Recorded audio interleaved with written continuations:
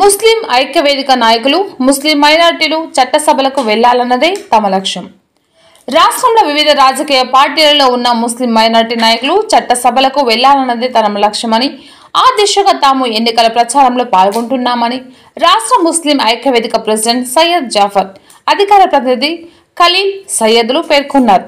ఈ సందర్భంగా హిందూపురం పట్టణంలో కాంగ్రెస్ పార్టీ ఎమ్మెల్యే అభ్యర్థి MH Inayatullah, Congress party parliament అభ్యర్థి షాహీన్ల గెలుపు కోసం ప్రచారానికి విచ్చేసిన వారు విలేకరుల సమావేశంలో వివరాలు వెల్లడించారు. ప్రస్తుతం జరుగుతున్న ఎన్నికలు ఎంతో కీలకంగా ఉన్నాయని, ఇటు రాష్ట్ర అభివృద్ధి, అటు దేశ అభివృద్ధికి ఎంతగానో దోహదపడుతున్నాయన్నారు. రాష్ట్రంలో ముస్లిం మైనారిటీ నాయకులు ఆయా పార్టీల అభ్యర్థులుగా బరిలో నిలిచారని, వారి గెలుపు కోసం పార్టీలకు అతీతంగా ముస్లిం ఐక్యవేదిక తరపున ఎన్నికల ప్రచారం నిర్వహిస్తున్నామన్నారు.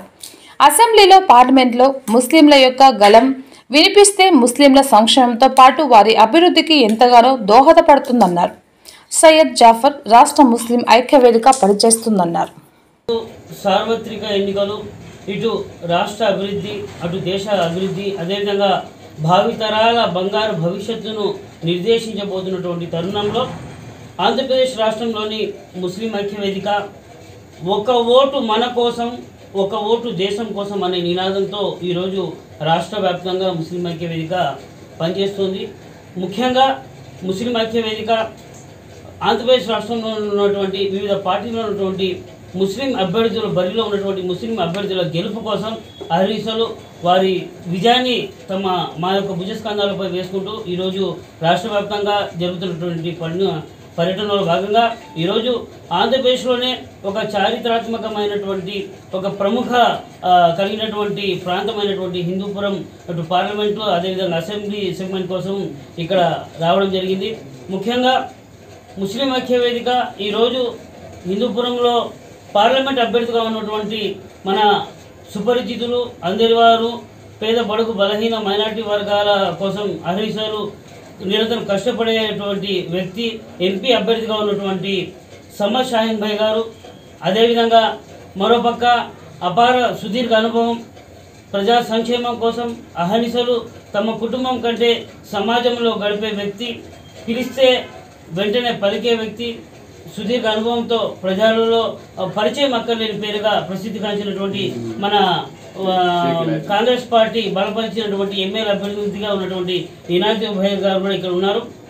వీరిద్దరికీ ఈరోజు రాష్ట్ర ముస్లిం ఐక్యవేదిక సంపూర్ణ మద్దతును ప్రకటిస్తూ వారి విజయం కోసం ఈరోజు హిందూపురంలో ప్రచారానికి రావడం జరిగింది.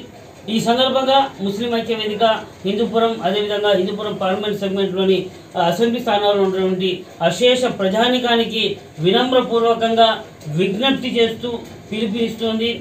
పోరాట యోధులు, ప్రజా సంక్షేమం కోసం, పేద బడుగు బలహీన మైనార్టీ వర్గాల కోసం, భావితరాల బంగారు భవిష్యత్తు కోసం ఇటువంటి సమర్థవంతమైనటువంటి, ఆదర్శవంతమైనటువంటి నాయకులకు మీ యొక్క అమూల్యమైనటువంటి ఓటు వేసి అఖండ మెజారిటీతో ఒకరిని అసెంబ్లీకి, మరొకరిని పార్లమెంట్కు పంపించాల్సిందిగా నేను ముస్లిం ఐక్యవేదిక రాష్ట్ర అధ్యక్షుడు జాఫర్ గులిగా మీకు పిలుపునిస్తూ మీకు విజ్ఞప్తి చేస్తున్నా.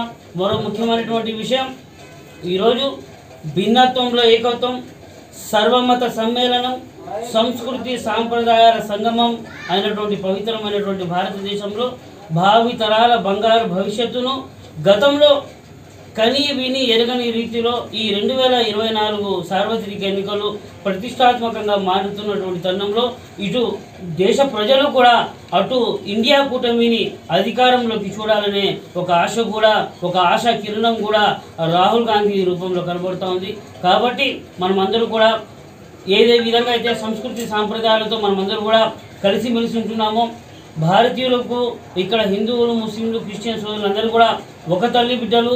ఇక్కడ కులం లేదు, మతం లేదు, ప్రాంతం లేదు, వర్గం లేదు, మనమంతా సోదరులం, మనమంతా భారతీయులం.